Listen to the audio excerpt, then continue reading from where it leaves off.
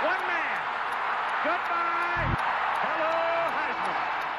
20, 25, 30, 35, 40, 45, 50, 45. There goes Davis. Oh, my God. Davis is going to run it all the way back.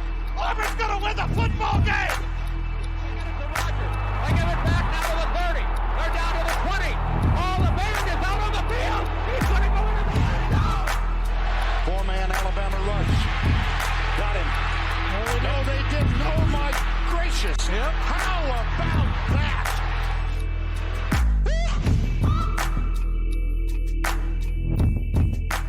Well, it is that time of the season, the regular season finale, aka the best week in football, also known as Rivalry Week. Gentlemen, it has arrived. The season, it's gone by in the blink of an eye, and I'm excited for Rivalry Week to be here for us to have some of these gigantic matchups that we've waited all year long for. Michigan, Ohio State.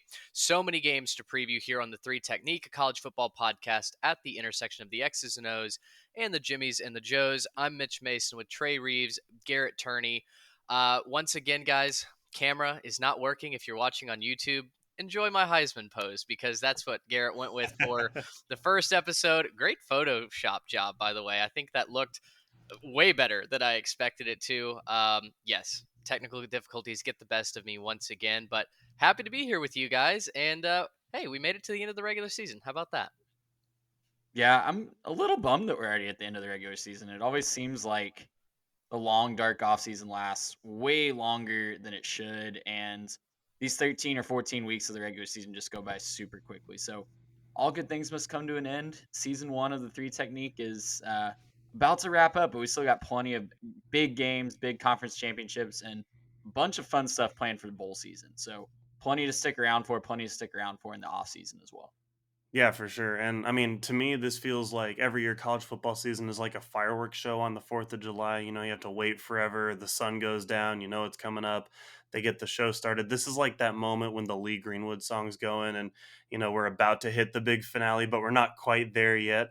And so we're getting ready to fire off all the fireworks pretty soon with bowl season and everything else. But we still get that big, nice moment, the rivalry week, all these huge games that matter, even if these teams aren't necessarily playoff contenders. You know, you're talking like Egg Bowl, Iron Bowl, things like that. Just really excited to get into some of these rivalry games and break it down with you guys. That was very wholesome. That was a very wholesome comparison, Garrett. It was. I just want to shout you out for that. That's what we're doing. I don't know that Lee Greenwood has been referenced on any other football podcast. So this is what you come here for. That's right. How about we get unique? If you aren't already following us, please head on over to @3TechPod on Instagram and Twitter. We are ending this season 1 strong. Obviously, we've got a lot of postseason content coming up, and we'd love for you to be along for the ride. You can find us on Apple, Spotify, or YouTube, depending on where you're listening and or watching us right now. We're on all the major platforms, and we would love for you to give us a like on YouTube, rate us on Apple or Spotify. It helps us continue to grow the show and push towards year 2, season 2 in the future. We're planning on sticking around, doing a bunch of off-season content as well, and we're really excited. But guys, season's not over yet. We get one final crescendo here in Rivalry Week before conference championships launch up, and we've got just so many with big-time postseason implications on the line, none more so than the game that we have been billing as the one-game season all year long. It is the definitive headliner, the big game. Number 3 Michigan at number 2 Ohio State at the Horseshoe. The Buckeyes are 7.5-point favorites, and this is a Saturday kick, 11 a.m. on Fox. Finally, the big noon kickoff is actually a big noon kickoff. So shout out to Fox. You get one right a year. But guys, we've been talking about this, previewing it, leading up to this game for 12 straight weeks now. It's finally time to settle this on the field. Both teams 11-0. Both teams feel like they're playing a play-in game for the college football playoff. With the state of the Shadow Realm in the Big Ten West, it really feels like all but certain that the winner goes undefeated and waltzes into the college football playoff. I'll turn it over to you guys. I think I know which way you're leaning here, but with Ohio State 7.5-point favorites, which side of this rivalry game are you guys falling on? Well, I'll start off with my pick. I'm going to pick Michigan to cover this 7.5-point spread because I think 7.5 points is just way too many to give a good, very, very good, borderline elite Michigan team. And look, we all know the story. We all know the history of this rivalry. It's been very one sided up until last year. It's been even more one sided in Columbus, where Michigan has not won outright since the year 2000. So it's just really difficult for me to pick them to win completely outright. I do think they cover the spread and Ohio State wins a close one outright. Guys, I think we get a game for the ages this week. And so often these big games don't live up to the hype, so often that they just, I don't know, something happens. There's an injury, and we'll get to the Blake Corum subplot of this here in just a second. But there's an injury, or just one team completely doesn't show up ready to play, and it doesn't live up to the hype. And I just really don't think that's what we get this weekend. We talked ad nauseum on the recap show about Blake Corum's injury against Illinois, how they probably kept him out of the game just to save him for this one. It looked like he probably could have given it a go, judging by the fact that he went out there. But I'm operating under the assumption that he's going to get enough rest this week and he's going to be out there ready to go on Saturday. And I don't know if you guys have heard anything contrary. Feel free to jump in and stop me before I go down that rabbit hole. But that's what I'm rolling with. And I think that that's going to be a big problem for Ohio State because they've been suspect on defense at times. Look no further than their matchup against Maryland last weekend. And Blake Corum can hurt you with his legs. He can hurt you on the ground. And he also keeps that Ohio State offense off the field when he's moving the change, when he's picking up big chunk plays. He averaged 14 and a half yards per carry last year against the Buckeyes. That's a huge number, and that's what Michigan is going to try to do if he's ready to go. If he's healthy, if he's even partially healthy and out there, he's going to be the offense. And it's a good offense when you have him leading the way. Now, the reason I'm picking Ohio State to win this game is I think they just have too many weapons for Michigan to cover. Michigan is an elite defense. Michigan has proven that they can shut down Ohio State before. They did it last year. But I just think that at home, with the crowd behind them, all things else being equal, I think Ohio State has a slightly better offense, and their deficiency on defense is a little bit less of a deficiency than Michigan's kind of one-dimensional offense at this point. So I'm going to take Ohio State to win a close one. I don't think that Ohio State's going to look at this one as like a perfect game or a pretty game by their standards. It's probably going to be in the upper 20s or lower 30s in the score and maybe even the temperature on the field as well. But yeah, I'm going to take Ohio State to win a close one and Michigan to cover the spread. Yeah, no, I mean, we've been talking about this. This is going to be game of the year. I think that this is going to be probably for your viewing money, the best game that you can watch all year long. I'm really excited about this, despite the fact that, yeah, like you were saying, there's some uncertainty, I think, on both sides. You know, on the Michigan side with the Blake Corum thing, I don't know if you guys saw this, but he was out there giving out turkeys on the ice and snow, you know, walking with people and everything like that. He seemed to be just fine being able to walk around and get out there and do that. He was also using his own NIL money to do that. I think he gave out something like 300 turkeys with his own money. So, first off, great for him. Excellent young man. Good job. But at the same time, I do think he's probably healthy enough to be doing that. If there was any concern about the knee, they wouldn't have had him out there on the ice in the snow, you know, walking around on that with a chance to slip and fall and, you know, maybe ruin things. So I think he's going to be able to go. I'm not 100% on that one. I think they had their, you know, sort of press conferences, and I don't think either coach said anything about injury updates. So we're not going to probably get an answer on that until the game. On the Ohio State side, I think they're going to have enough pieces ready to go to call this a full strength team. And so breaking it down, I think on Ohio State side on offense, the key to this game for them is going to be Michigan pass rush and being able to keep them off of CJ Stroud. Stroud struggles under pressure. We've talked about this, you know, for several weeks. They have problems on offense when Stroud gets off schedule, when he gets, you know, in a position where he has to make decisions on the fly. You know, when he's operating under the offense's framework, it's good. But when he has to get off schedule, there's problems. Last year, Michigan pressured him on 47% of his dropbacks. We saw what happened. The offense struggled. They weren't able to get much going on. You know, I think for the Buckeyes, the number one thing they have to do is get that to come down. That they're probably going to have to find ways to get the quick pass incorporated, find ways to kind of hit guys in stride and get the ball out of his hands quickly. I don't think they're going to get much on the ground at all. They haven't been a very good running team in the last part of the season, and Michigan's number 2 in rushing yardage allowed at 79.5 per game. Shout out to James Madison, actually, number one. When I was looking that stat up, 78 for them. So good job to the James Madison squad out there. But I don't think they get much on the ground in this game, so they're going to have to get it done in the passing game, and they have to get the pressure off Stroud. On the Michigan side, Blake Corum has to be good. He has to be the superstar. He's currently sitting at 1,537 total yards, 19 touchdowns. He probably needs to finish this season with 22 touchdowns, getting 3 in this game if they want to win. Sorry about that. He has to be the main source of the points for the Wolverines.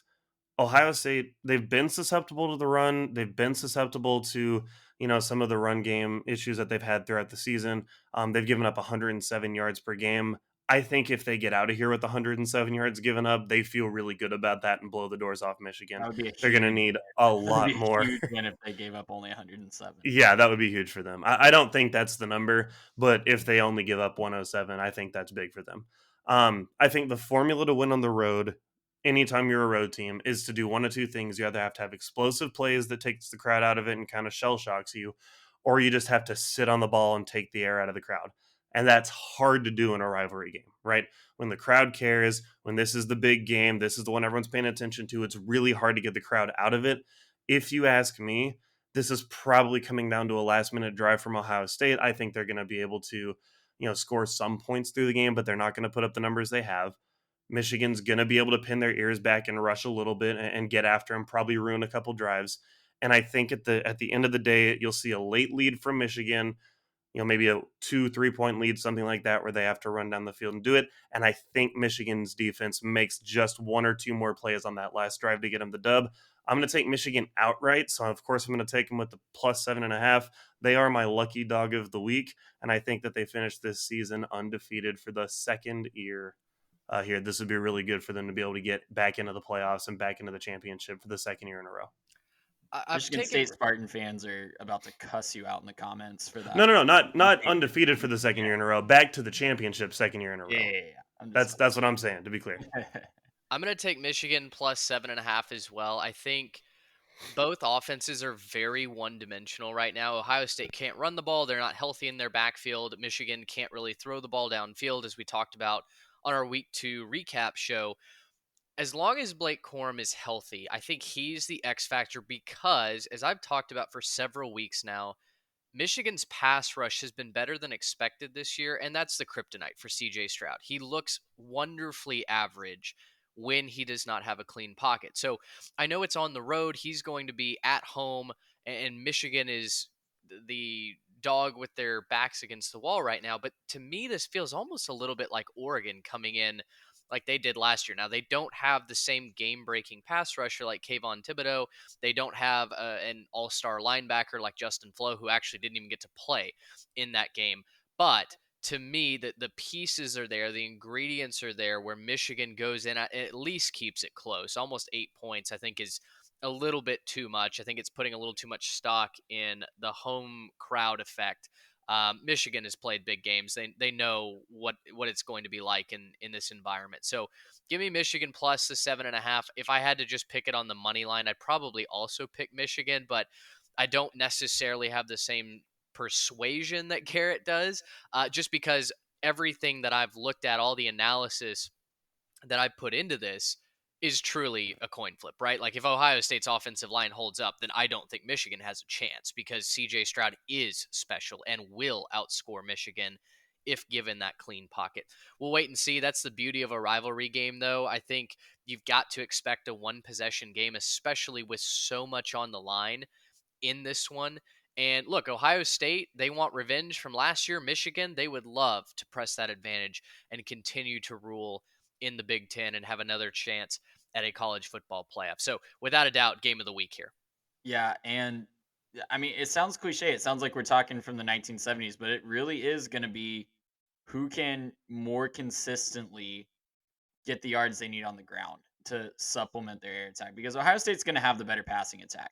But last year, what they ran into is when they needed 3 yards, when they needed 2 or even 1 yard, they couldn't get it. They only ran for, I had the stat pulled up a second ago. They only ran for 64 yards last year against the Wolverines. And you're right, Aiden Hutchinson isn't walking through that door, but it's still a formidable defense that's going to cause a lot of problems for a backfield that's not healthy. All right, well, let's move on to Notre Dame at USC. I tell you what, this game has not meant a lot in the last several years, but in 2022, USC is set to try and make a college football playoff run. They have one loss. They would like to get into the Pac 12 championship game and make some noise there and ultimately seal their resume against an Oregon, against a Washington, whoever comes out as that number 2 seed in the Conference of Champions. USC 5-point favorites on Saturday night on ABC. First time that USC, if they can get the job done, that they will have beaten Notre Dame since 2016. Does USC break that streak this year, guys? I think they do, but I'm really concerned about this Notre Dame defensive unit taking away primarily the USC rushing attack, because for all the accolades Caleb Williams has gotten, and I feel like I sound like a broken record with the same thing talking about Ohio State, but it's still a big deal even in 2022 with high octane offenses to be able to get the yards you need on the ground when you need them. And Caleb Williams is one of the Heisman favorites for a reason, but he's been helped a lot by a really good rushing game and a good rushing attack that has been kind of feasting on Pac-12 defensive lines that really aren't up to the same caliber that Notre Dame is. And what they're going to see this week is a huge step up in competition, especially in the front seven. So whether or not Notre Dame can keep up with the USC receivers, that's definitely a legit question for the Fighting Irish, and probably the reason why I would pick USC to win this game. But I really don't think it's going to be easy for them. I think that it's going to be, by their standards, a very ugly win compared to what they've been doing the last few weeks, where they've been kind of just naming their score on offense and then letting their defense either make one or two stops or really just run out the clock and give up scores in garbage time. So I'm interested to see how the defense of USC responds in a closer game. I'm interested to see how Caleb Williams responds when he has to make those plays. He can't rely on the ground game, and he has a defense that's going to be down his throat a little bit more and breathing down his neck a little bit more. So Marcus Freeman and the Fighting Irish, they definitely are looking for one more signature win. It's been a great turnaround for them this year. They'd love to keep their rivals out of the college football playoff, but in an ugly one, by their standards at least, I think I trust USC to cover this 5-point spread. Get that first win against Notre Dame since 2016. It's probably a late touchdown, though. I don't think it's going to be one where, they dominate by any stretch of the imagination. Yeah, no, and that would be huge for them to get that win.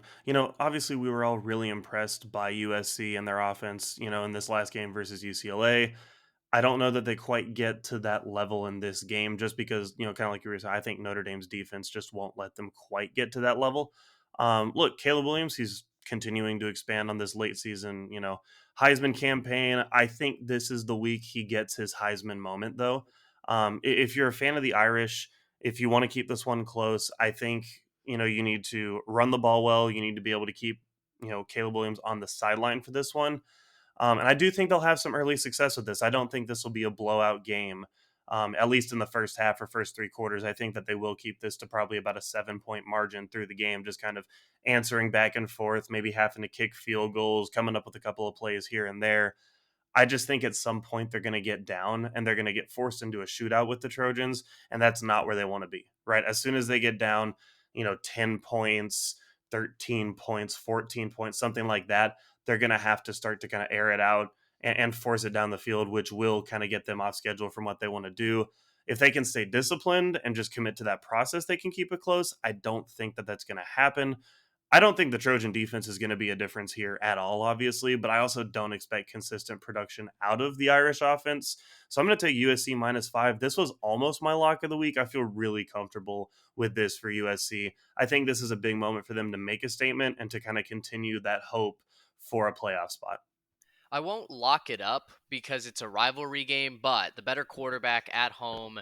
Uh, Notre Dame, it's not quite an Ohio State, Michigan recipe where I feel like Notre Dame has equal or better components on the other side of the football that would really stop or limit USC's offense. And so for that reason, give me Caleb Williams over Drew Pine. I just don't believe in the Notre Dame offense. I know they've flashed every once in a while, but I do think despite USC's inability to consistently stop an opponent from scoring points and racking up yards, they do force a good amount of turnovers, and Drew Pine is as mistake prone at the Power 5 level as you're going to find under center. So I think USC eventually runs away with this. I think it's a good game for a little bit, but in the fourth quarter, maybe give me USC by 14, 17 points. Again, I'm not going to lock it up because I do think history should be considered here. There's a reason why USC hasn't beaten Notre Dame in 6 years.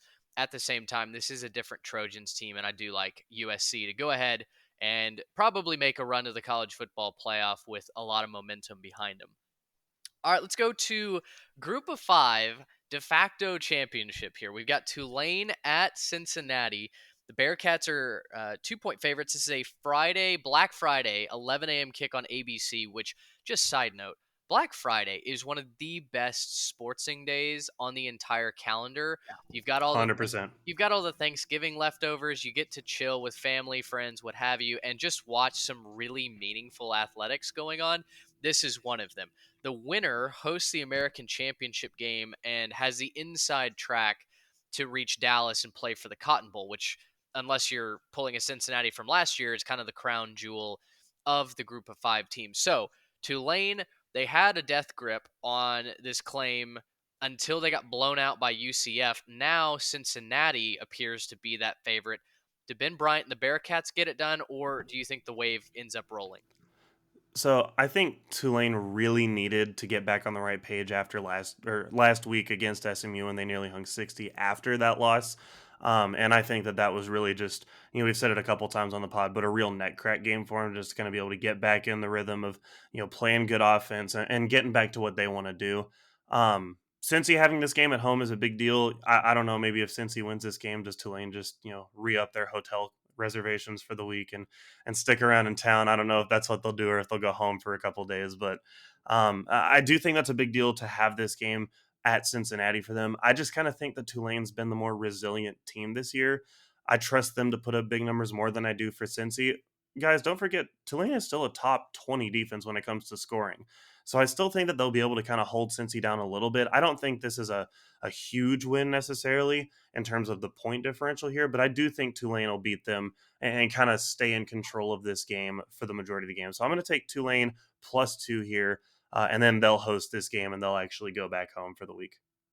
Yeah, I have a really similar analysis on this one. Tulane is probably the most balanced team at the G5 level, I would say. When you look at a solid offense, solid defense, I think they're the most balanced team at the G5 level across the entire country. So that defense is going to travel. Cincinnati has not been overly impressive on offense after losing all the talent that they did last year. And it's come up and bitten them a couple times in their losses and even in the wins that they've had to eke out a little close against what you would think is inferior competition. So I'm all in on Tulane. Even after losing to UCF, that was kind of a one-off game for me. And I think they get back on track this week. And I think they get to host that one, just like you said, in Garrett, down in New Orleans, which should be just a fantastic atmosphere. We'll talk about the playoff or the conference championship races a little bit later in the show, but that one, the tiebreaker in the American is fascinating. So who the winner of this game will play could come down to a lot of different scenarios. But Tulane winning, I think, is probably the thing I'm most sure about in the American right now. And that's not to say that I'm locking it up. That's not to say that they're definitely going to win or I'm going to guarantee anything, but I'm the most confident in Tulane getting it done this week. I love it. Let's make it 3 for 3. I'll take Tulane plus the points as well for all the reasons that you guys mentioned. And yeah, the American and the MAC have been just two sources of pure entertainment for us this season. I'm excited to break that down in just a little bit as well. Quick little thing here before we move on. Tulane has 4 guys who have reached the 300-yard rushing mark. And I think that that's something that you should probably pay attention to. Well, they have just a system that's working here, not necessarily just one guy stepping up. Obviously, Tyjae Spears being the guy, but to have 4 guys hit 300 yards rushing, something they're doing is working. And I think that that's a massive credit to them. And kind of like what you were saying, Trey, them just being a real balanced team. All right, so moving on to playoff contenders here. And Listen, this slate of games is not necessarily the most competitive from a spread perspective, but I do think there are a lot of fascinating storylines going on. And let's start with Georgia Tech at Georgia. Georgia is 35.5 point favorites. Now, that seems incredibly disrespectful to a Georgia Tech team who is suddenly playing with a little bit of life here. They have got 5 wins on the season, which was more than any of us projected them to have in the preseason. They do technically have a chance to go bowling, but of course, they're going to have to knock off the top team in the land who is set on repeating as national champions. I I'm loath to take Georgia minus the points here because their offense just has not clicked on all cylinders consistently. That being said, though, every time I think, gosh, that Georgia Tech spread against the University of Georgia is just a massive number. There's probably no way they cover that, right? Georgia covers it and then some. So unfortunately, it's not the Yellow Jackets here to go bowling quite yet. Give me the Dogs minus the 35.5. That's so many points to give up, but every time I doubt the Dogs, they end up covering. Since Kirby Smart took over, here are the final scores of this Georgia Tech game: 38-7 in 2017, 45-21 in 2018, 52-7 in 2019, and 45 nothing last year.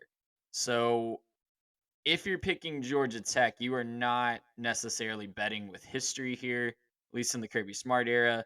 Obviously, Georgia Tech has got risen up and beaten Georgia before, but that's multiple coaches ago now for the Yellow Jackets and a coach ago for the Bulldogs as well. So, look, even if Georgia isn't firing on all cylinders on offense, they seem to always just get up and get really excited to just beat the snot out of Georgia Tech. So I'm gonna roll with them this week. I think they're starting to hear the murmurs a little bit. They're starting to see the other team smell blood in the water, and I think they go out there and show that they're still the top dogs this week. Yeah, no, I don't think there's any real way that Georgia loses this game, obviously. But yeah, their offense hasn't really been very good this back half of the season, and they've played some, kind of stinker teams and still haven't put up massive totals. I think 35.5 is a little bit too high. You gotta remember, guys, Brent Kay wasn't coaching these Yellow Jackets when they were getting smoked. So, well, let's give Brent Kay and his squad a little bit, or Brent Key rather, to a little bit of credit here. So, you have to think too. The Yellow Jackets, they played all right on this last part of the season. They've kind of jumped up and gotten a couple of teams. It should be a fun few minutes at the very least for this one. That it should be a fun, I think, first quarter. I think the Bulldogs will go up about 20 and then just kind of rest their starters. I don't think that they'll play the full starters the whole game. They have too much to lose, right? If they have a running back go down or Brock Bowers goes down or something like that, that could be your whole season, especially talking about LSU next weekend in Atlanta. I think they're just going to choose to kind of coast into Atlanta, win by about 20 or so, and not cover the spread. Obviously, I'm picking Georgia to win this game, but I think Georgia Tech will cover the spread. I just don't know. Georgia Tech doesn't have a quarterback. That's my biggest thing. Like if they had one guy on that offense that you could point to and go, yeah, okay, this is how they score some points. I think I'm right there with you. Like I want to take Georgia Tech because this is an embarrassingly high number, but whew, they've played what 4 quarterbacks I believe total this season. They kind of are rotating between 2 or 3 of them actively. I know multiple quarterbacks have played the last several weeks. So I don't know. Maybe Georgia, maybe you're right. Georgia's certainly not going to play the starters the entire game. I still even wonder if the backups on defense, though, which this is such a talented unit for Georgia. I wonder if they stop Georgia Tech from scoring anything. Next game on this list, South Carolina Clemson. In the battle for the Palmetto State. This game got a lot more interesting after South Carolina whooped Tennessee this past week. I'm going to come out and say it, though. I think Spencer Rattler had a game of a lifetime, and I think he's due for a letdown this week.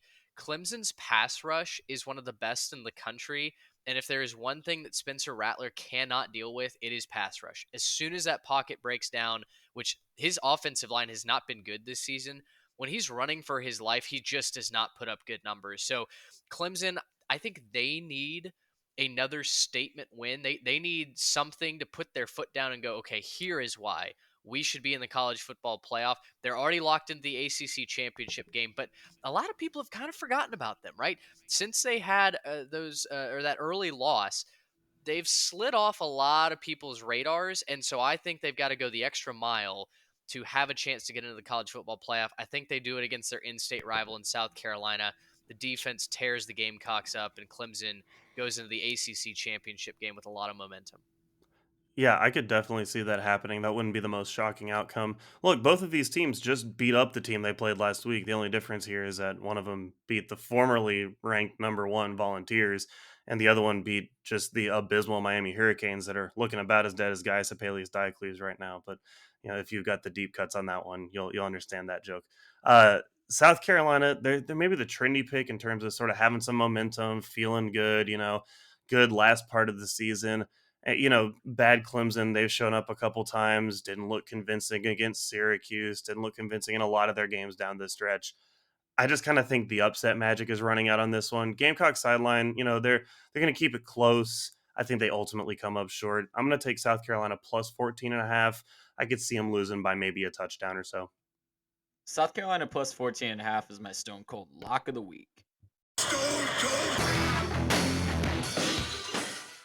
And Mitch, you're absolutely right. The Spencer Rattler does terrible under pressure, and that's what Clemson's going to throw at him. But are we confident that DJU can outscore a competent team by more than 2 touchdowns? Because at this point, I'm not that confident. And now Clemson could get a defensive score, they could get a special teams score, and that could really throw a wrench in the South Carolina cover train. But I don't know. South Carolina's just riding high right now. They're kind of on a revenge tour against a bunch of rivals that have really beaten up on them the last decade or so, and Texas A&M, Tennessee, and maybe Clemson's next. I don't know. I don't know that I'm going to pick them out to win outright in Death Valley, but I certainly think that they cover that spread. That's fair. That's fair. Listen, I'm not saying that the quarterback on the other side is anything special, and that does give me a lot of concern when I think about Clemson's offense. He is kind of case study number one why I don't think Clemson should be in the college football playoff. But whether that's fair or foul, I don't really know. I agree. I think if they are going to cover, it's going to be thanks to Clemson's defense, not necessarily their offense helping them run away. So excited to see that game. That one, like I said, has some postseason implications, but certainly not a lock. Are the Clemson Tigers to be considered for that playoff as the 4th seed? The other game to consider here is Iowa State at TCU. And TCU, gosh, they keep doing it, right? We talked about this on the recap show. They are the cardiac kids right now out of Fort Worth. The Hypnotoad is in full swing.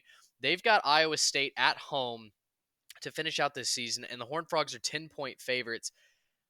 Iowa State is an elite loser this year. They have found every single way possible to lose a one-score game. Just go look at some of the drive charts that they have on Twitter. And it's not even just against Texas Tech, where you miss multiple field goals and go backwards on potentially game-winning drives and then punt inside plus territory. They have just had, I don't know if it's a streak of bad luck, I don't know if it's bad coaching, what have you, but they're an elite loser this year. I'm so tempted to take Iowa State plus 10 because they have a knack for losing 1 point or one possession games. But at the same time, Trey, you talked about what was it, 1, 2, 3 Cancun teams or Cancun on 3. Like, this has got to be a leading contender. Iowa State season is over. Nothing that they've done has worked this year. I kind of struggle to see where they get the motivation to go to Fort Worth and what's supposed to be a wet, cold, possibly thunderstormy week here in the Metroplex. I just don't know if the ingredients are truly there for them to muster a close game against TCU. So I'm going to go against my better judgment, and I'm going to say that TCU wins handily. Give me the Horned Frogs by 17 in Fort Worth to finish off a 12-0 season. I think the motivation for Iowa State is they can play spoiler. And whether or not teams lean into that narrative, you never know because this is college football and we're talking about 18 to 22-year-olds. And even when they have all the motivation in the world, you don't know what you're going to get from week to week. So I'm taking Iowa State plus 10 just because that's what both of these teams do. Iowa State loses one score games and Tennessee or TCU wins games by 10 points or less. They've won 7 straight games by 10 points or less. And it doesn't matter who the opponent is. It could be West Virginia, it could be Tech, it could be Texas, it could be like last week with Baylor, it could be one of the top teams in the conference. They're going to win by 10 points or less. And so I'm going to ride that streak to keep going and take Iowa State plus 10. But I think TCU wins in a situation that they're not necessarily sweating it out, if that makes sense. So TCU wins the game. I don't think it's ever really in doubt, but it's by less than 10 points. Well, we'll see how you square that circle. No, I'm just kidding. No, You know, like I they feel think in control of the game. They're getting what they want on the ground, but maybe they just fumble in the red zone a couple times or just Oh, make it okay, interesting. okay. I see what you're saying. They like to make things interesting for the other team before they rip their hearts That's out. fair. I was like, how do you get a close no doubter? I'm kind of confused on that one. No, I think TCU is going to take care of business. For my money this week, TCU minus 10 is the stone cold lock of the week.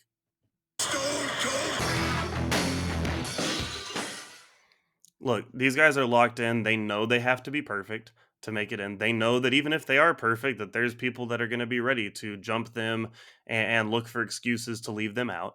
And so they know that they have to be convincing. They know they have to do what they need to do. They're playing one of the worst teams in the entire conference.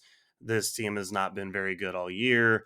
Um, I think the only concerns here really would be the health of Kendre Miller and Quentin Johnston. If they can go, I think that this game could be as much as a 20 to 30 point win. If they don't go, I still think they win by more than 10 here, getting a lot of contributions out of guys like Tay Barber, who stepped up last week. So, yeah, TCU minus 10. This one feels like it's going to be a great day at the Carter as we are just barreling towards a purple out at the Big 12 championship game.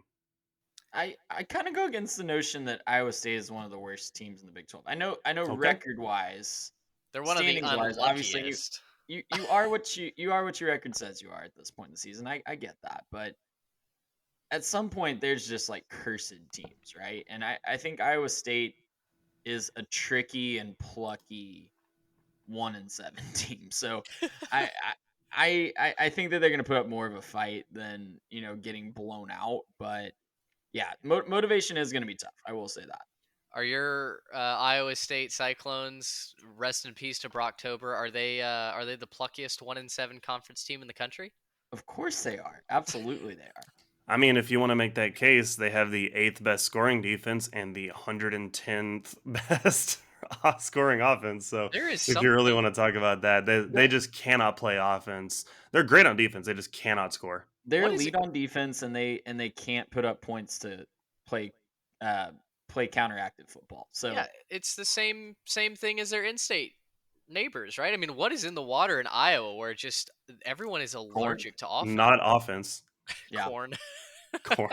Corn in the water. Well, they've got some fantastic corn. Not such fantastic progressive play calling, I guess. I hate whichever one of you guys put this next game in the calendar. Why do we have to talk about this? Because they're a playoff contender. One of the I teams is know, a I playoff know. contender. LSU goes to Texas A&M. The Bayou Bengals are 10-point favorites against the Aggies. I'm surprised it's not more. To It be opened quite at honest. 8.5. Yeah, that's I don't know if Vegas thinks that after beating UMass 20-3 that the Aggies are gonna roll off something. But then again, we thought A&M beating LSU last year was a foregone conclusion, and a beaten, battered, completely out of it LSU team clinched bowl eligibility with an upset over Texas A&M. So it is what it is. No real analysis here. Everybody's hurt for the Aggies. They don't know if several pieces like Evan Stewart are even going to be back. The offensive line has been beyond bad, and the defense, if you aren't suspended, you're hurt at some point, right? So LSU minus 10. I don't think that the Aggies have anything more than a 4-8 season left in them. Look, my analysis here was LOL. That's what I put in the show doc. Look, A&M's beaten LSU twice now since joining the conference. One of them was in the COVID year in a rainy, weird game when LSU was not very good whatsoever, and the other one was at 7 overtime thriller. Um, LSU keeps just finding ways to beat A&M when maybe A&M should beat them, and they find ways to just hammer them when they're not supposed to. LSU is looking for a chance to bolster a playoff resume. They know that if they're going to get in with 2 losses in a conference championship, they have to look good doing it. This reads bloodbath. A&M is about as inept as you can get right now on offense. Worse than Iowa State, worse than Iowa. So, that's the analysis here. LSU is going to roll in this one. You guys are such 2%ers. I'm gonna just kidding. No, LSU is gonna roll in this one. -10 seems like a pretty safe bet. I will say, I bet we see the old once or twice a year Jimbo puts motion in the offense, tries to pull out all the stops, and this will be A&M's de facto bowl game. So whatever narrative you want to try to write, if you're an Aggie fan, to try to give you hope to tune into this game, go for it. But I will not be joining you on that narrative writing process, and I'm going to expect LSU to win pretty comfortably. I'll have to scoreboard watch. Thankfully, I've got a high school football playoff game to go call, so I won't be able to just watch this game outright. So, if things get out of hand early, I've got an excuse. I'm driving back from Pflugerville. What else am I supposed to do, right? And to our Texas or non-Texas listeners, that is Pflugerville with a P. So It's true. It's true. Yeah. If you want your word of the day, go look up Pflugerville, Texas. One of the burbs around Shout the out all of our fans down there in and Pflugerville. not a PH either. No, Yeah. PF. Yep. Make that make sense. Go That's ahead. PF Pflugerville. All right, let's move into the conference title races, and this is what we're really excited to get down to because, the playoff contenders overall, outside of Michigan, Ohio State, not the biggest tests necessarily this week, but this is what we've been building towards all season long. ACC title race is locked in. North Carolina, Clemson, we've been talking about that for weeks. I think we'll preview that when we get there. The SEC title is also locked in. LSU with a massive upset over Alabama. They have punched their ticket to Atlanta to take on the Georgia Bulldogs. Big 12 is where we start, and this is where things start to get fun. TCU is obviously in. We know that 11-0, one half of the purple out has punched their ticket. They will be in the 2-1-4. Kansas State, the Sunflower Cup. That determines the second seed in, I guess I said the 2-1-4, technically Arlington. So is Arlington the 8-1-7? Better show some respect to Tarrant County over there. My apologies. My That's the apologies. 8-1-7. Anyway, Kansas is 12-point dogs at Kansas State. I think having this in Manhattan really helps. Not that I necessarily think that Kansas is going to upset Kansas State, but if this was on the road, I do think Kansas has a little bit of magic left to keep this close. So I'll take the Jayhawks to cover the 12-point spread, but I do think we get to play Prince next week when the Big 12 championship comes to Dallas. Purple Rain, Kansas State, TCU. And I am absolutely rooting for that. Look, I think Kansas State with Will Howard might be the undefeated purple team this year if they decided to run him all year and give him the chance to kind of be the quarterback in that spot. I'm taking the purple out in Jerry World. I think that this isn't particularly close. Kansas has been an awesome story. Seems like the magic is all but run out. Give me Kansas State to cover this one. I loved rooting for this team all year. They're my darlings. They've smashed it, and send them to Jerry World. I missed this and all the scoring excitement last week, but did Deuce Vaughn get hurt? Because I'm just looking through the box score, and he was not their leading rusher. He did get 22 attempts, but not sure if he got hurt. I don't know if you guys saw anything about that, but I know he's been banged up a little bit this year. With a healthy Deuce Vaughn, and like you said, Garrett, Will Howard running, calling the signals behind center. I think Kansas State can score a lot of points on this porous Kansas defense, and Kansas is going to get up to play this one. They're definitely excited for their bowl game. They'd love to knock off their in-state rivals in the process, but the only thing that gives me cause for pause on calling them to cover this spread is they will 100% know their fate playing this game in the Big 12 title game, because if Texas loses on Friday, this game's not till Saturday night. So if Texas loses, Kansas State is in no matter what, and they might not pull out all the stops against Kansas. It's a rivalry game. They want to beat Kansas. They want to remind the Jayhawks that they still have a long way to go to catch up to them. But I don't know. 12 points might be a lot. I'll go ahead and pick Kansas State, but it's not with a ton of confidence. Yeah, I think the same. I think, and we're going to talk about that game right now. Baylor at Texas. That is a Friday morning kick. I do wonder if the motivation for Kansas State changes if all of a sudden you see a bunch of second and third stringers in the second half.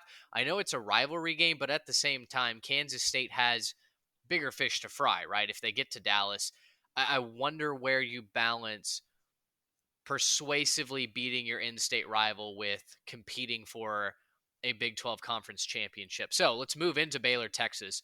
Texas opens as 8.5-point favorites. It's an 11 a.m. game on Friday. ESPN is where you can find that. Texas is in with a win and a Kansas State loss. So after bludgeoning the Jayhawks, Texas would like to help them and encourage them to beat their in-state rival so that the Longhorns can pull off one of the more improbable trips to Dallas to take on TCU. And boy, don't you know that Texas would love a rematch against the Horned Frogs after losing in Austin. I don't know. I'm kind of in the same boat that I was with Iowa State. Baylor's Super Bowl was last week, and they just had the rug pulled out from under them against TCU. They're on the road in Austin. This feels like there's way more riding for Texas than there is for Baylor. I would love for Baylor to keep this close, but I'm going to ride with the Horns to cover the spread here. Take care of business on Friday and pray that Kansas is able to beat Kansas State. I'm going to take Baylor plus the 8.5 for a couple reasons here. I think Baylor's defense is going to cause Quinn Ewers some problems because Quinn Ewers has looked really good against kind of the same as Baylor's offense. Quinn Ewers has looked really good against the lower half of the Big 12 defenses and not so good against the more competent ones in the conference. And, just look at the TCU game a couple weeks ago. Look at a couple other games throughout the conference schedule, Iowa State. Couple times it's just reared his ugly head, and it's been against the competent defenses. There's also going to be like maybe 50,000 people in the stands for this one. 11 a.m. the day after Thanksgiving. Texas, yes, they're playing for a Big 12 title appearance, but the season's just still not quite up to the standards of what that fan base expects. And you talk about a deflating loss. That Texas setting a attendance record against TCU a couple weeks ago, and then just absolutely not showing up on offense against TCU is really, really deflating for that fan base. So I'm expecting kind of a sleepy crowd, maybe a slow start for both of these teams. Baylor just kind of lulls Texas to sleep. I think Texas probably wins this game and makes Kansas State win against Kansas, but I think Baylor covers the 8.5-point spread and keeps us within one score. Also, Texas, since they started inserting this like rotation of in-state rivals on the last weekend since Texas A&M left the conference, not the best track record against those teams. So That's true.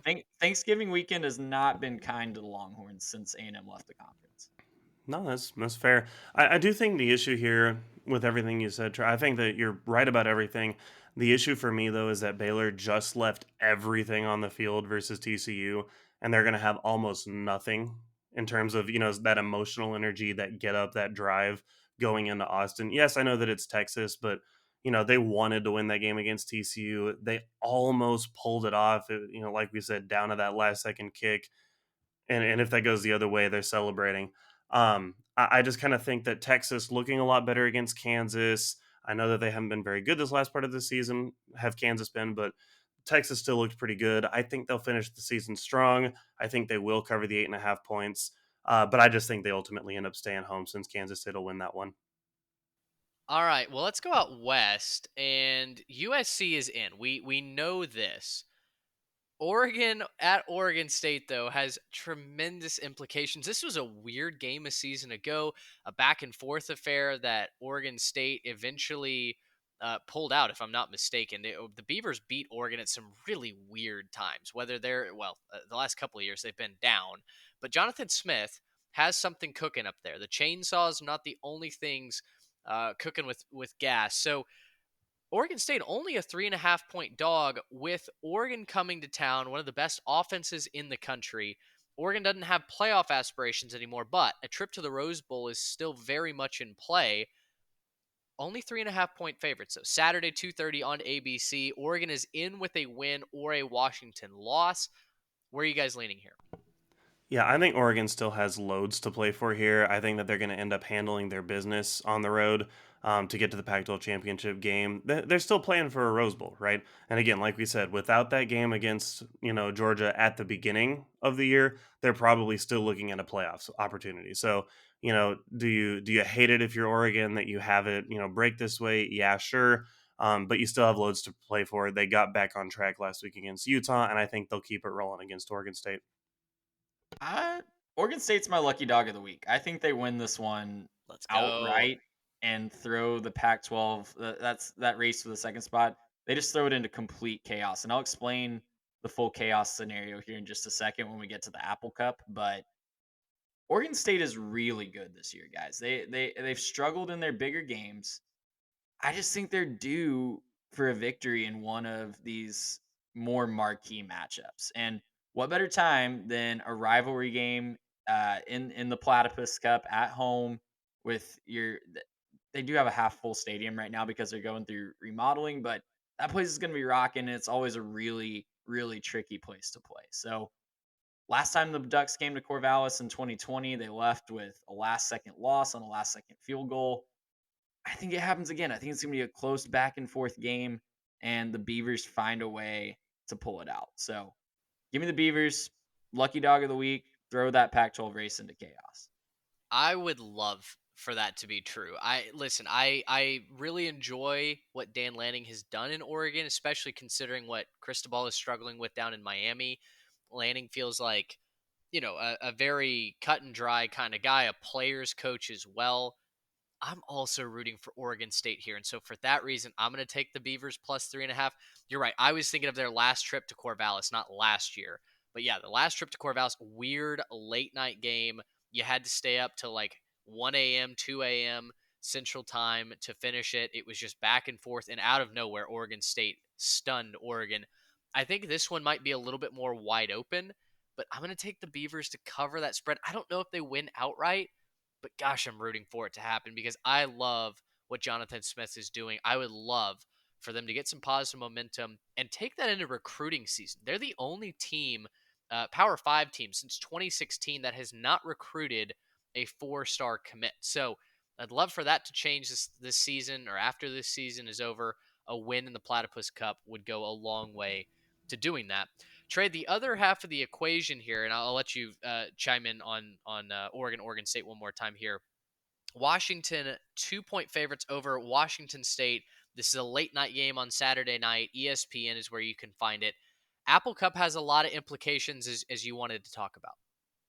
Yeah, and one more thing on Oregon State. Just wanted to shout out Ben Goldbranson for the Beavers because he's a freshman that stepped in after replacing Chance Nolan and just really been a steadying force for that Beavers offense. He doesn't turn the ball over very often. He's very efficient in passing the ball.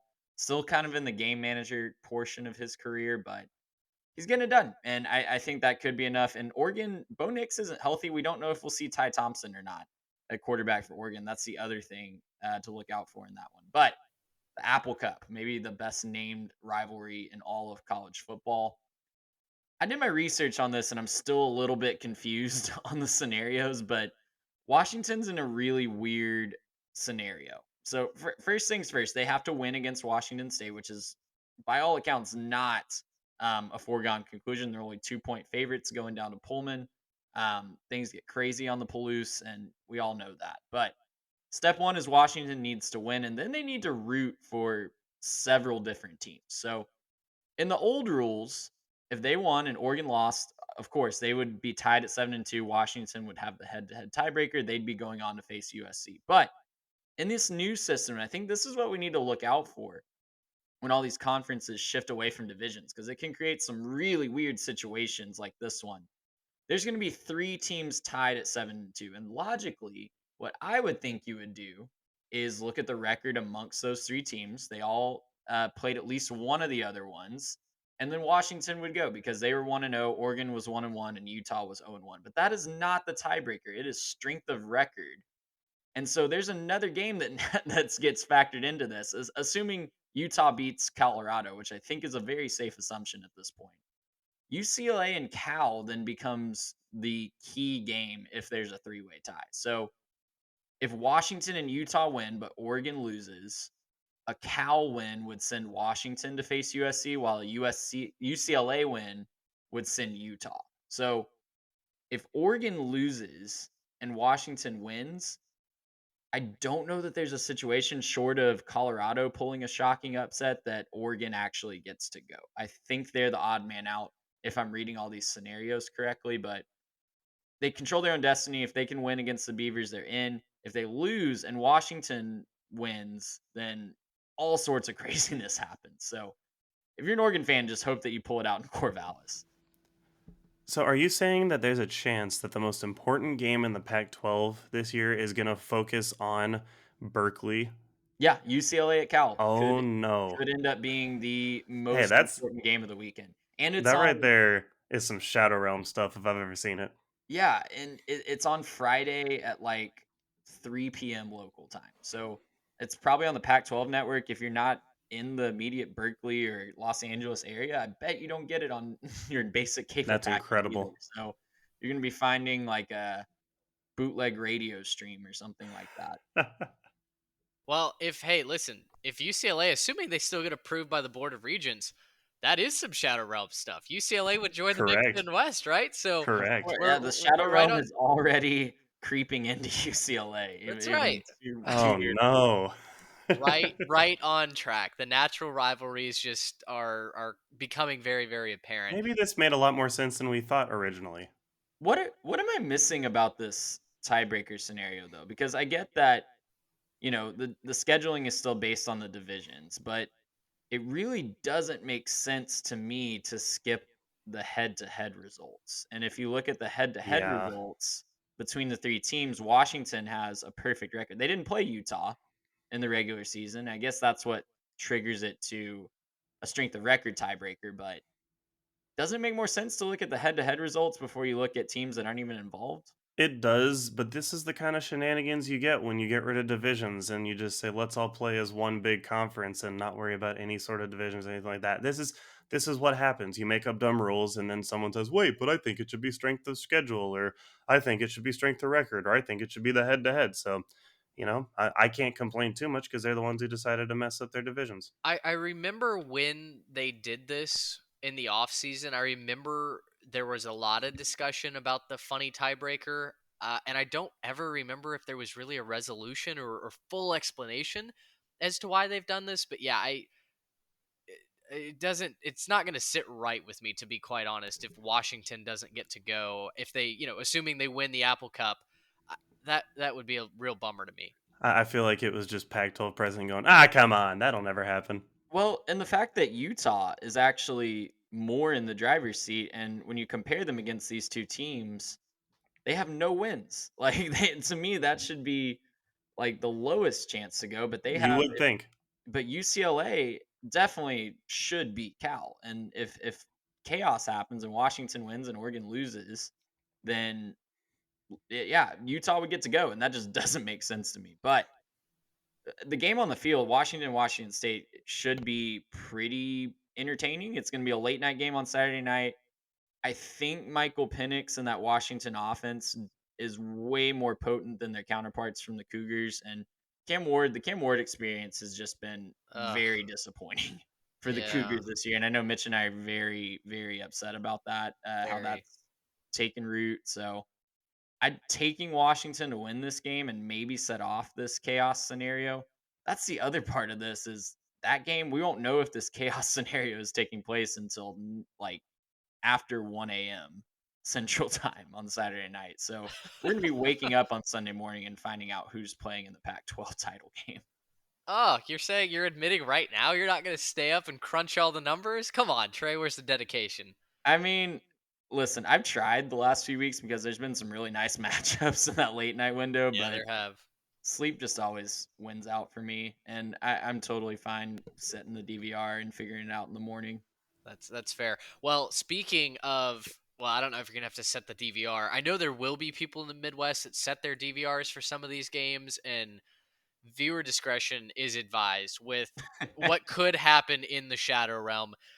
So we've got Nebraska at Iowa, Purdue at Indiana, that we've got our eyes on specifically.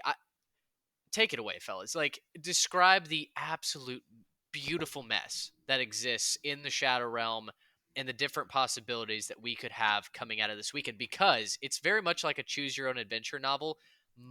Flip to page 47 for Iowa, flip to page 28 for Purdue. Multiple options here. Look, guys, when we kicked off the Shadow Realm and we said that this is what this conference is and this is what this division is and nothing makes sense and up is down and down is up, this was what I was hoping for, right? There's going to be a team that has something worth winning and they're not going to be able to pull it off.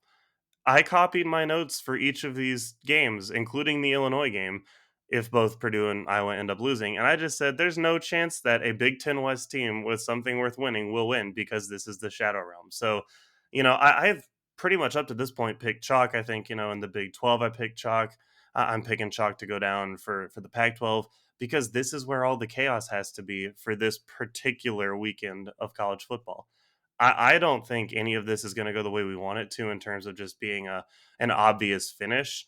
If you made me choose, right? If you're just saying, gun to your head, you have to put money on a game. I think Iowa ends up winning this thing 5-3 with all safeties, and then they just get destroyed by Michigan the week afterwards, where they have the 2 safeties and the 1-point safety as well. And then, we'll see Nebraska kick a field goal somehow. I just think 5-3 is the most likely final score if they win. So I will not be taking them to cover 10.5 points. I wouldn't take Purdue to cover 10.5 points either in that case. So I just think this is chaos. I'll let Trey, if he wants to talk about the scenarios and the tiebreakers and whatever else. But I don't know if you have those ready, because that's a lot more research that it might take, years of university research to figure out. So I don't know. I'll hand it over to you to see what you want to do with that. I actually looked into it, and it was a little bit more simple than I was expecting, because Iowa and Purdue are both at 5-3. Illinois, Minnesota, Wisconsin all at 4-4. And you would think, oh no, there's a legit situation where we have 4 5-4 teams. And in all actuality, there's only 3 teams still alive. It's Iowa, Purdue, and Illinois.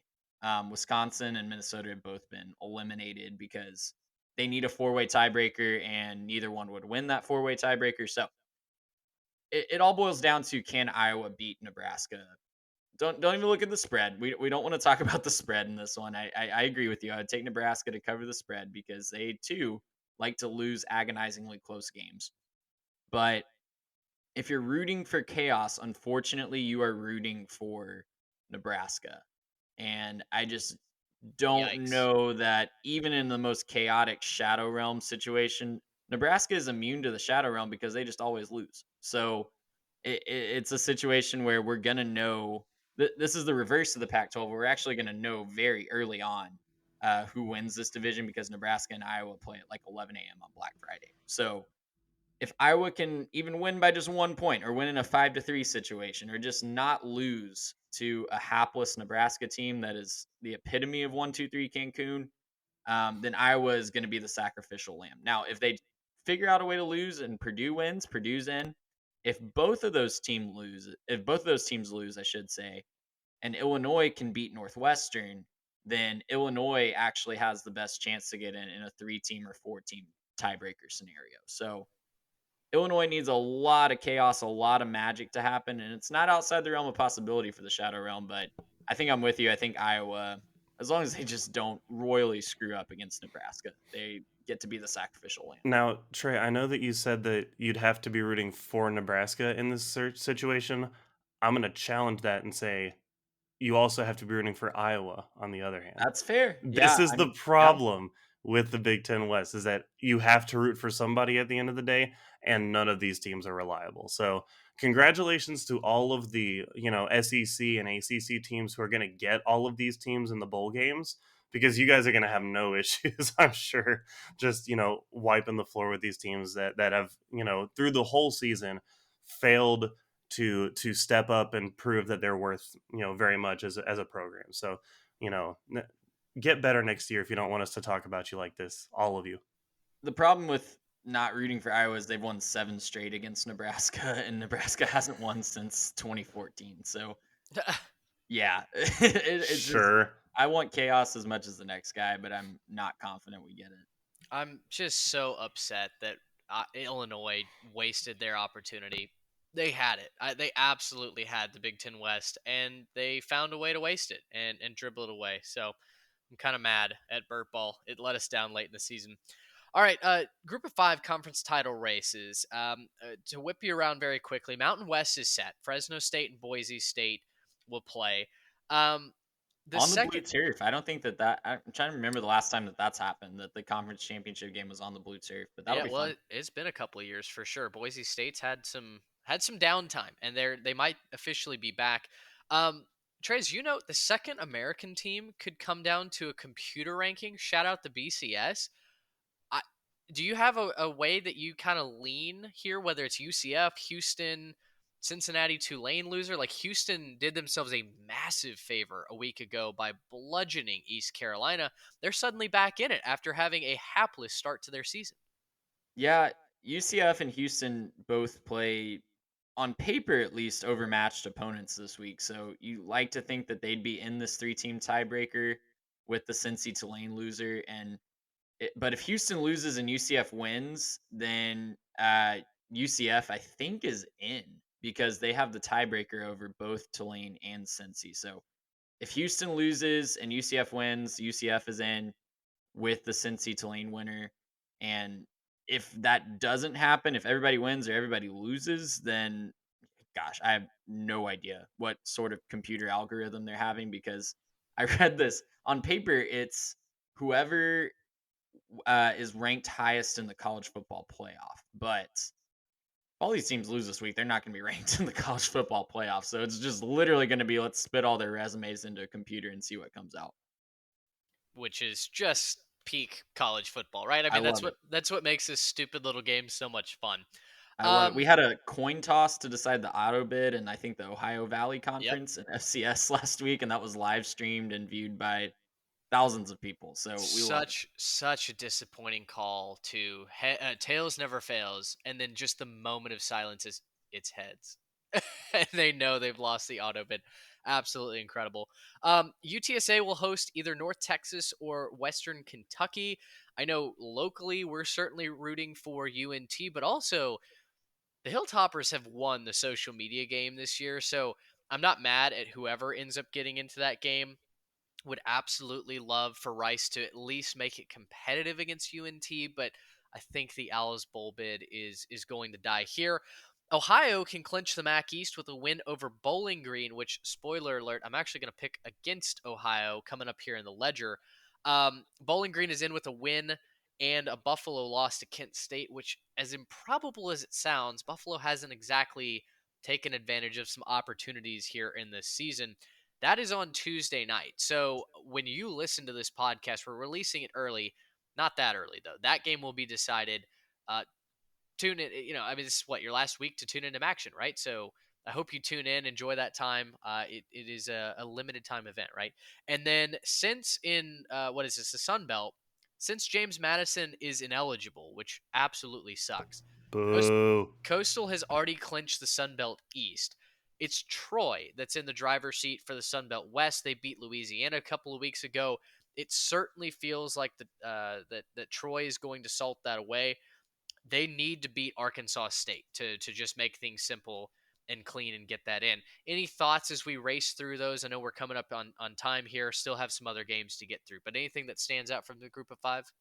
We've beaten the James Madison rule to death. The Sun Belt could still let them play in the conference title game. I don't know why the Sun Belt is saying no to that, but James Madison is actually 15-point favorites over Coastal this week, even Yes, though they are. Coastal has clinched the East, even if they lose this week and have the same record as James Madison. So obviously, Coastal has a lot of injuries, and Grayson McCall being out for the rest of the regular season is just tragic for them. But yeah, James Madison, I would love to see them have an opportunity to earn it, but they're going to treat this like their bowl game this week. And I think I said that against Louisville, and it did not work out very well for them. But round 2, fake bowl game round 2, I think that they get it done against Coastal, but Coastal gets to play for either Troy or South Alabama is actually the other team that's still alive on the West. So Well, consolation prize for the Chanticleers as well. yeah, exactly. That's exactly what I was getting ready to say. All right. Well, obviously it's rivalry week, so some other games that you absolutely must at least check the score on. Tune in, flip over for 5 minutes. You're bound to see something crazy. Let's hit it with some one-liners here on each of these games. You've got the Egg Bowl, Mississippi State at Ole Miss. The Rebs are 2.5 point favorites after getting obliterated a week ago at Arkansas. This is Thanksgiving night, so prime TV window if you don't care about the NFL game that night. I'm going to roll with Mississippi State here. I think something might have been broken last week. It certainly wasn't the Ole Miss offense. They had over 700 yards. But I do wonder if Mississippi State can jump up on the road, cause a little chaos. Give me the Pirate to beat Ole Miss, send Lane Kiffin to Auburn on a sour note. Yeah, I guess read my notes too. It seems to be about a carbon copy. Please don't fake dog piss on the field again in this one. I got to watch that one in the snow in New Mexico, so that was kind of fun. I think Leach gets a very unmotivated Ole Miss team, and they're just kind of ready to send Lane Kiffin on to Auburn, and they'll see him next year, but not at the same stop. So, yeah, give me Mississippi State outright in this one. Yeah, we talked a lot about teams with nothing to play for. Ole Miss, do they have anything to play for other than a rivalry game? I think No. Mississippi State is the more Maybe bowl motivated. seating. Bowl seating, yeah, but okay, it's Music City Bowl versus Yeah. Outback Bowl. Okay, that's not even the Outback Bowl anymore, so I don't know why we care if we get to go there. But yeah, I'm with you guys on Mississippi State. I think that they win this one outright, and fortunately, if you're looking for some reason to pick Ole Miss, the dog peeing incidents typically only happen in Stark Vegas, so that should balance that out. But yeah, Ole Miss just looks like they don't care anymore. And if you read their Twitter, they seem like they're ready to just kick Lane out practically for just even flirting with Auburn. So I'm going to take Mississippi State. Out in the Carolinas, you got NC State at North Carolina, who just wet the bed against Georgia Tech. I'm still not over that.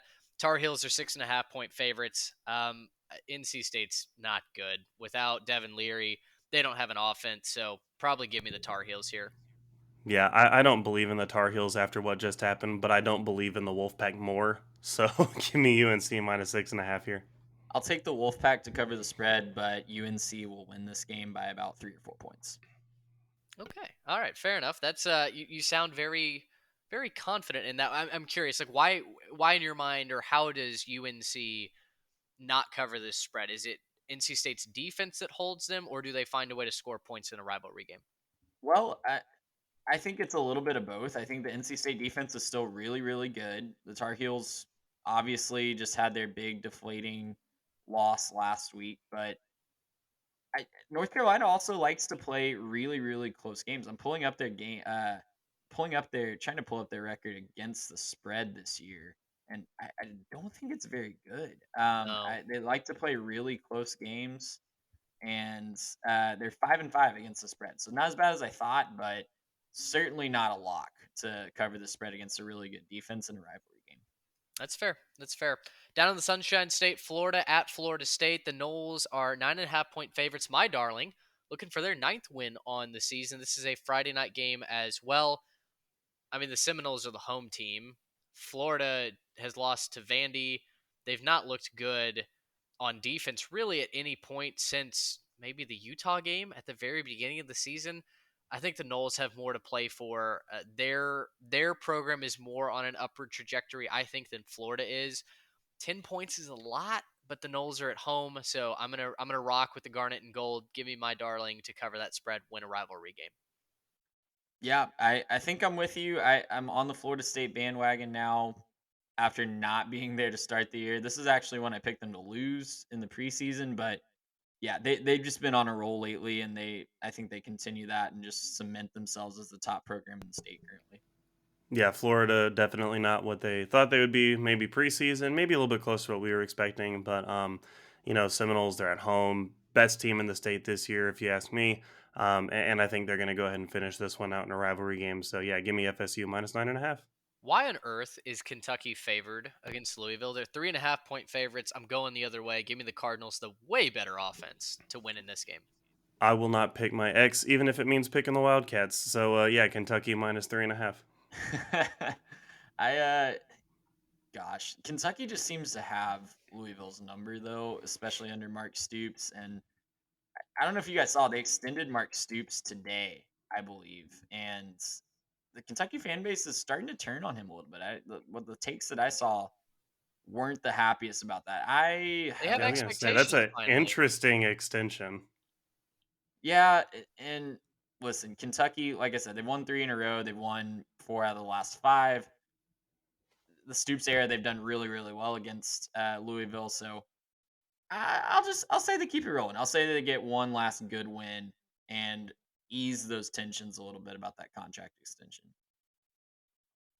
I'm not really worried about that contract extension at Kentucky. I do think for the first time, finally, they do have expectations for that football program. And look, it's not gone according to plan. This was a team that was thought to have a chance at a 10, maybe even 11 win season if you squinted right. And obviously, that has not come to fruition. But Kentucky's going to be fine. Look, your quarterback just hasn't been good this year. He's been hurt. Your offensive weapons have not played all that well. You didn't have Chris Rodriguez for the first quarter of the season. So, listen, get some more But that's when they were continuity. winning. They won all the games in the first Well, quarter of I the mean season. that's very bad competition, right? But still, Sure. they were winning, which I think Kentucky fans would take wins over losses at any point. Can I Finally, share a really fun Winsipedia stat from this sure. rivalry really quickly? Louisville did not score on Kentucky until 1994. They started playing in 1912. Whoa. Are you serious? Now, it's very cherry picked because they didn't play between 1924 and 1994, but Oh, okay. Well, still, I was like, how did they not score once in like 70 years?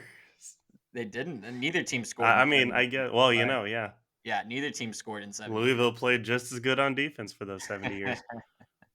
Last game to talk about is Auburn at Alabama, the Iron Bowl. The Tide are 21.5-point favorites, and this will be Saturday afternoon on CBS.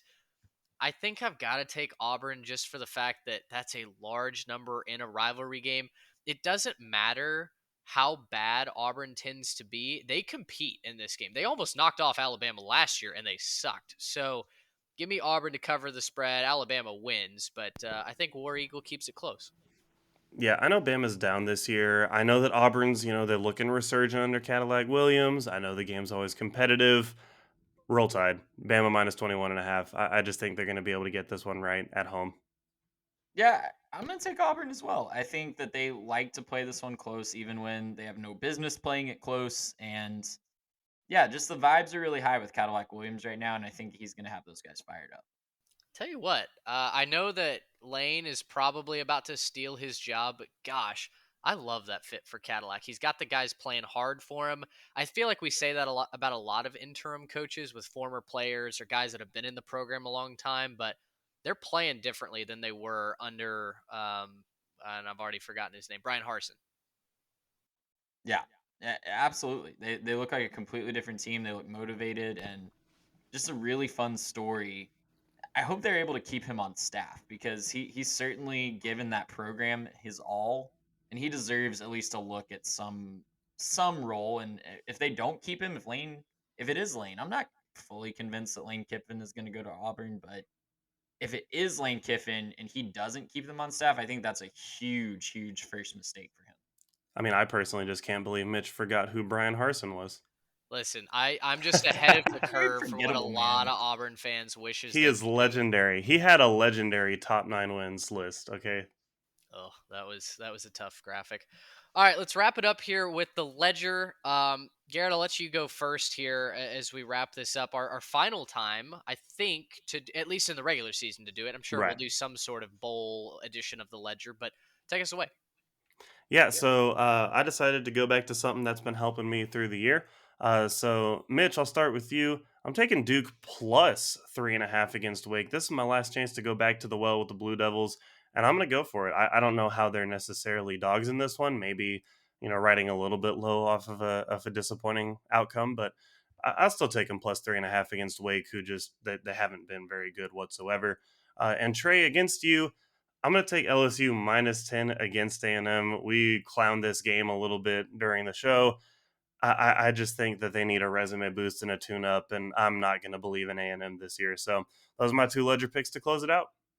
Texas A&M is the 12th worst team against the spread. 12th from the bottom. Oh, Worst team against the spread this year. So that is congrats on your win. horrifically So they're the 12th man from the bottom? That's what I was Yes. gonna say. Okay, That's just wanted to check. horrifically on brand.